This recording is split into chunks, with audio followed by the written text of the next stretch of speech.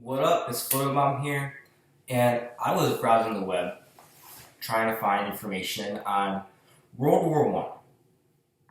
It's so much less talked about than World War Two, and it's actually a more interesting war because it is so preventable.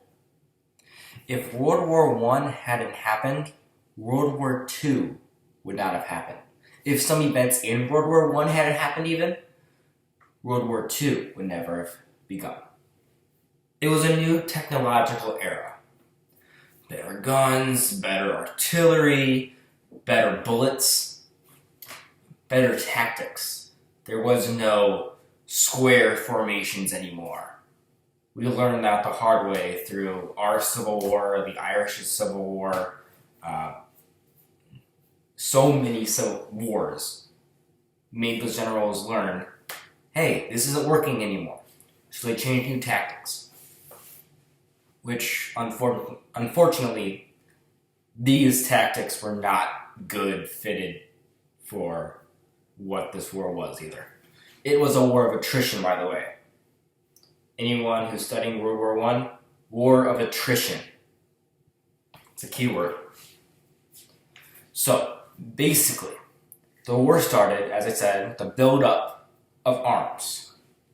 Countries were building everything up so they could be on top. So with every country trying to be on top, they kept fighting for it. And the biggest spark of this war was Serbia. So the main players in the war were the German Empire. They still consider themselves Prussians at this point, even though Prussia joined in with Bavaria and a few other countries to form the German Empire. They still considered themselves Prussians. They also took, the other country in this was the Russian Empire, the British Empire, and Belgium is a small part of it. The US only came in later in the war, but the big starters of the war were the Austro-Hungarian Empire, which is, of course, Austria and Hungary, with a few other countries mixed in, and the Serbs. So the Serbs wanted their homeland back.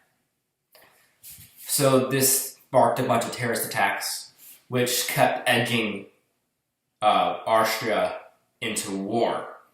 The last straw was the assassination of Duke Ferdinand of Austria. Archduke Ferdinand. He was not Duke yet.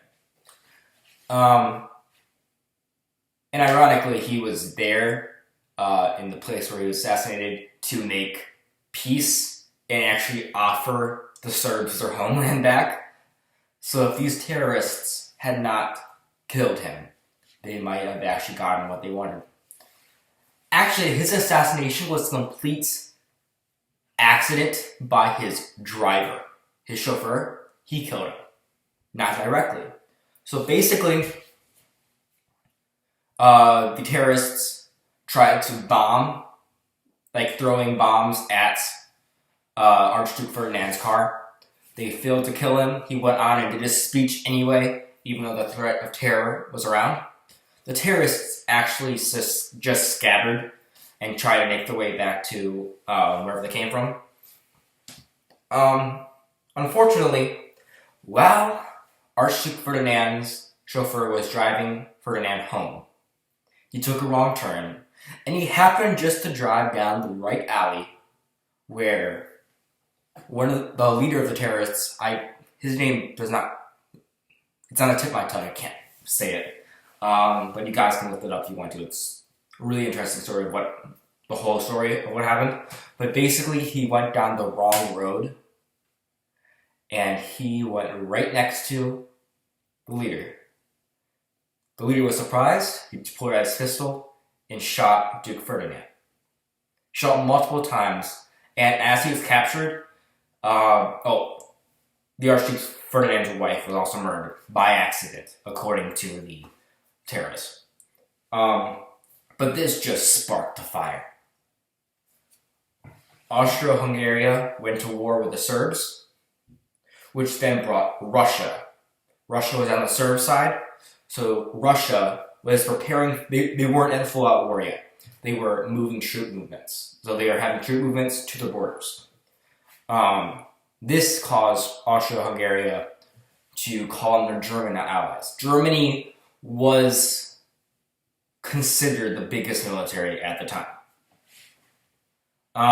Okay, so Russia said to Germany, do not join Austro-Hungarian or there will be war. We have not started war yet, but we will if you have troop movements to your borders. The two ambassadors the ambassador for Germany and the ambassador from Russia were old childhood friends. They had their lengthy conversation about peace, and finally the German ambassador said, we will go to war if you do not stop your troop movements. Russia said, we will not stop our troop movements. We have to protect the Serbs. The German ambassador then started crying and handed a declaration of war to his best friend. That is how World War I started. Okay, so in the next video, we will be talking about the first part of World War I. Remember, the US did not get in until several years later when Germany started sinking our trade ships to Britain. But I'll get into that in the third video. This video is just about to start. So think about it. Just one wrong turn caused millions of deaths. Just one mistake. Think about that. This is Photobomb out. See ya.